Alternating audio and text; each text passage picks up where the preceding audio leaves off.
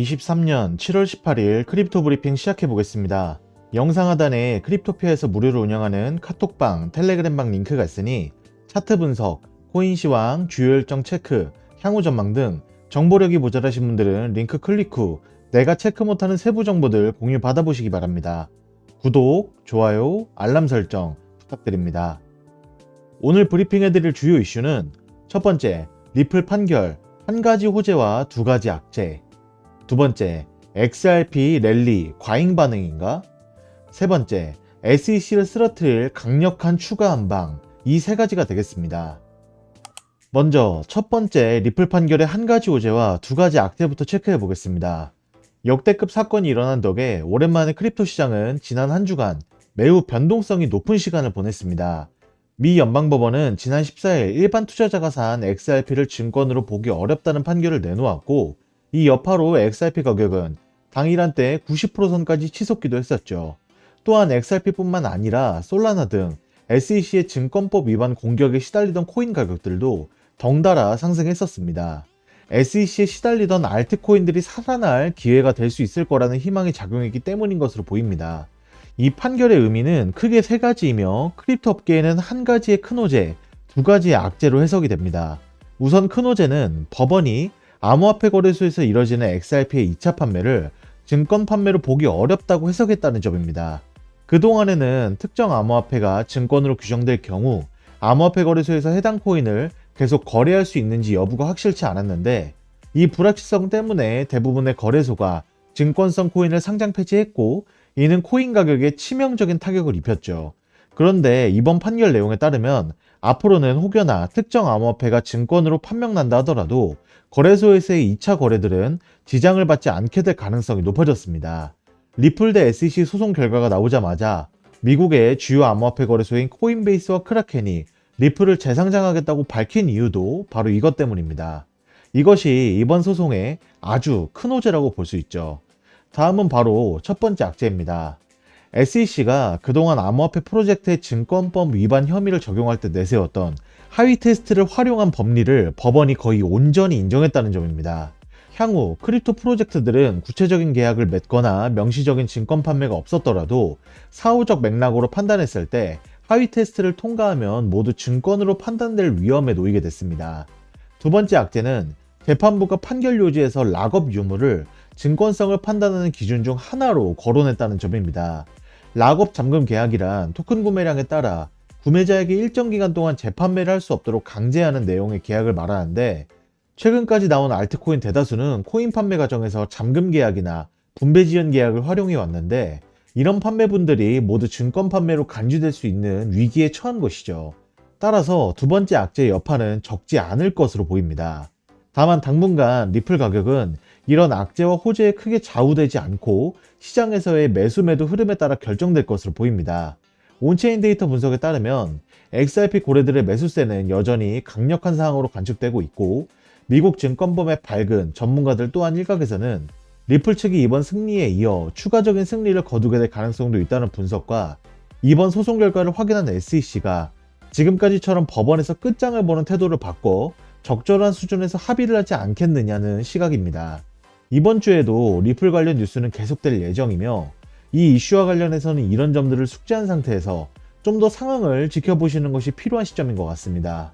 추가적으로 리플 이슈가 워낙 커서 살짝 가려졌지만 비트코인 역시 지난주에 주목할 만한 지점을 지났습니다. 지난주 브리핑에서 이번 주 미국 물가 지표를 잘 지켜봐야 한다는 설명을 드렸는데, 매우 특이한 현상이 나타났습니다. CPI, PPI 등 미국 물가 지표가 잘 나와서 다른 위험 자산군은 가격이 오르는 가운데 비트코인 가격은 제자리 걸음을 계속한 것이죠. 이후 리플 폭등과 함께 비트코인 가격도 올해 연고점을 돌파하며 상승하긴 했지만 며칠 버티지 못하고 또다시 3만 달러 부근으로 폭락하는 장세를 보였습니다. 아직 비트코인이 31K 선의 가격을 유지하기엔 상승 동력이 부족하다는 의미로 풀이가 되는 것이죠. 이 와중에 비트코인 채굴 난이도는 지속적으로 역대 최고치 부근에서 계속 머물고 있습니다. 지난 12일에는 사상 최고치를 기록하기도 했죠. 비트코인 채굴 난이도가 올라가면 그만큼 채굴 업체들의 채굴 수익성이 악화가 되는데, 보통 수익성이 악화된 채굴 업체들은 보유하고 있는 비트코인을 시중에 내다 팔게 될 가능성이 높습니다. 이러한 채굴 이슈는 비트코인이 지금의 가격대를 벗어나 상승하기 위해 반드시 해결해야 할 문제 중 하나인 만큼 이 부분도 체크하시길 바라겠습니다. 다음은 온체인 분석 업체 센티먼트의 리플 분석 자료입니다. 센티먼트의 마케팅 디렉터인 브라이언 퀸리바는 센티먼트 인사이트 블로그 게시물에서 법원 판결 이후 70% 이상 상승하며 15개월 내에 최고치를 기록한 XRP가 대점화된 관심 속에 더 많은 상승 잠재력을 보유하고 있다고 분석했습니다. 그는 시가총액 3위 100개 자산과 비교해 XRP와 관련된 토론의 비율을 측정하는 소셜 지배력에 따르면 XRP는 전체 토론의 7.4%까지 치솟았다. 이는 2021년 1월 이후 가장 높은 수준의 XRP 관련 토론이다 라고 설명했습니다. 그러면서 이처럼 높은 수준의 대중 인지도와 포모로 인해 쿨다운 기간이 불가피할 것이다. 그러나 트레이더들이 관심을 멈추고 다른 곳으로 초점을 옮기면 두 번째 펌프 웨이브가 발생할 가능성이 높다 라고 전망했습니다. 또 킨리바는 XRP 네트워크의 고래 트랜잭션은 2023년 최고치를 기록했으며 큰 폭으로 증가했다. 현재 10만 달러 이상의 가치를 지닌 거래가 약 687건이 있었다. 이러한 대규모 거래로 인해 펌프가 작동하고 있는 것은 분명하다. 주요 거래와 상호 주소가 이 펌프로 유입되는 공급량을 늘리고 있다면 이는 펌프가 이제 막 시작되었다는 신호이며 앞으로는 좋은 일이 생길 것이라는 신호이다 라고 강조했습니다. 다만 그는 우호적인 법원 판결에 따른 리플 랠리가 과잉 반응일 수 있다며 주요한 긍정적인 소식에 대한 초기 반응에 신중을 기해야 한다고 지적했습니다. 즉, 지금의 XRP 상승은 초기 상승이라고 볼 수도 있고 과잉 반응일 수도 있다는 것인데 지표 기준으로 봤을 때는 현재 XRP의 상승은 초기 상승 단계가 맞을 확률이 높다. 이 정도로 정리가 되겠습니다. 다음은 SEC를 쓰러뜨릴 추가 타격에 대해 알아보겠습니다. 갠슬러를 KO시킬 수 있는 또 다른 판결이 기다리고 있다고 합니다. 그 소송은 바로 그레이스케일이 제기한 소송입니다. 내용을 보면 비트코인 신탁을 ETF로 전환하겠다는 것인데 그레이스케일은 블랙록이 비트코인 현물 ETF를 정식으로 신청하기 훨씬 이전부터 비트코인 신탁 펀드를 운용 중이었습니다. 2021년 비트코인 선물 ETF가 나오기 전에는 기관 투자자들이 비트코인에 투자할 수 있는 거의 유일한 상품이었죠. 갠슬러는 비트코인 선물 ETF를 허용하면서 CFTC가 관리하는 선물 시장은 가격 조작 가능성이 없지만 비트코인 현물은 조작 가능성이 있다며 현물 ETF를 열어주지 않았습니다. 현물 ETF가 나오면서 그레이스케일 GBTC를 찾는 기관 손님이 뚝 떨어졌고 GBT의 실제 가치 대비 2차 시장에서 거래되는 신탁펀드 가격이 턱없이 낮은 디스카운트 현상까지 나타났습니다. 신탁펀드 실제 가치는 100인데 당일 시장에서는 53에 거래되는 일이 벌어진 것이죠. 그레이스케일은 이렇게 가만히 있다가는 말라 죽겠다 라고 생각하고 SEC에 ETF 전환 신청을 냈지만 갠슬러는 코웃음을 치며 거절했고 그레이스케일은 법원에 소송을 냈습니다. 소송 내용은 그레이스케일 비트코인 신탁을 비트코인 현물 ETF로 전환할 수 있도록 허용해달라 였는데 법원에서는 지난 3일 이 소송에 대한 구두 변론이 있었습니다.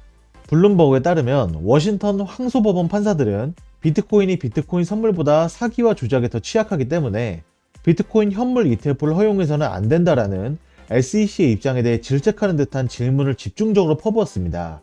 이게 월가에 알려졌고 마침내 블랙록이 정식으로 비트코인 현물 ETF 신청으로 이어졌다는 분석입니다.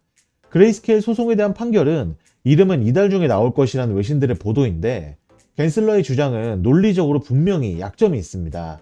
선물은 보통 현물의 거울이라고 보죠. 현물 가격에 조작이 있다면 선물에도 당연히 반영이 될 것인데 그런데도 갠슬러는 선물 ETF는 되고 현물 ETF는 안 된다는 괴담을 뻗뜨리고 있는 상황입니다.